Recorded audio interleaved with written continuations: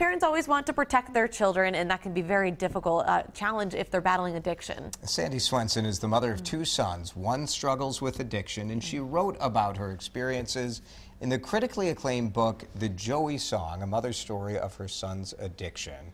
Her second book is out now, Tending Dandelions, Honest Meditations for Mothers with Addicted Children. It was published by Hazel and Betty Ford last year.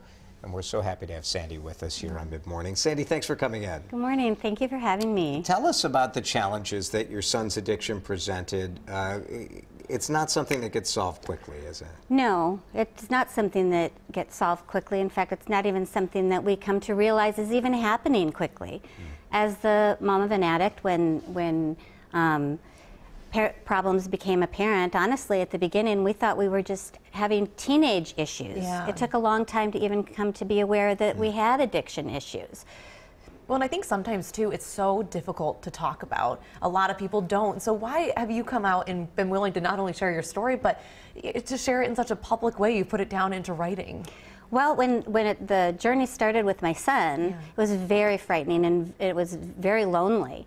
And as time progressed, and I realized that actually a lot of people, that when I was speaking to people, so many people were dealing with this in their families. And then I came to understand that this is a disease, not a disgrace. And I came to realize, after trying really hard to fix my son's addiction for him, I realized that I couldn't do that. I didn't have the power to do that.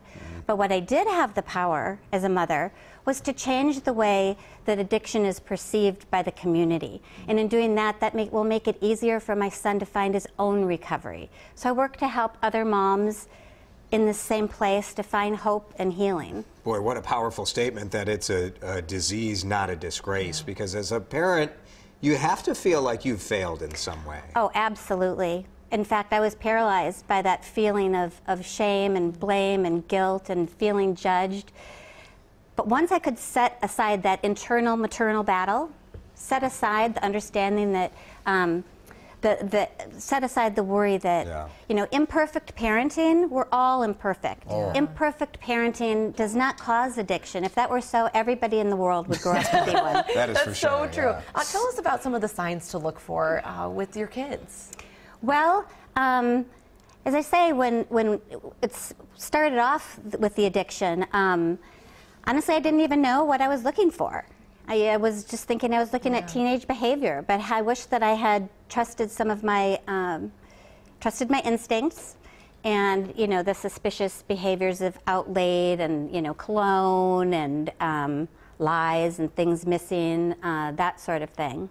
Deep down, you knew that something was wrong. I definitely knew something was wrong. I knew something was wrong for a long time, but it took me a long time to admit what that was. So much great stuff in this book, because it's not just the challenge of dealing with the child who's the addict. You have another child who isn't, and making that all fit is why you want to get the book. You can go to WCCO.com/links to learn more about Hazel and Betty Ford Foundation's alcohol and drug rehab programs if you or someone you know needs help. How is your son doing? Well, there would be a time when I'd be able to tell you in detail, but my growth has now have me focusing on my part of the recovery, and so... Good. There's power in that. Yes, Sandy, there is. thank you so much. Thank you. Thanks for coming in. Thank you.